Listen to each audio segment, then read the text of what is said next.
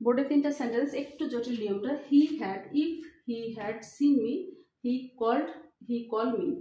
আচ্ছা, if she had work hard, she succeed. এইগুলো কিন্তু পাস্ট পারফেক্ট টেন্স আছে। তাহলে ইফের সঙ্গে যদি পাস্ট পারফেক্ট যুক্ত হয়, পরের অংশ পাস্ট পারফেক্ট কন্ডিশনাল করতে হয়।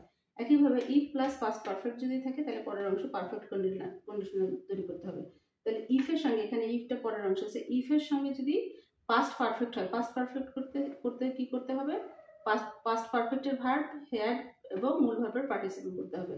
এখানেও কিন্তু মূল ভার্বের পার্টিসিপল আছে, মূল ভার্বের পার্টিসিপল আছে।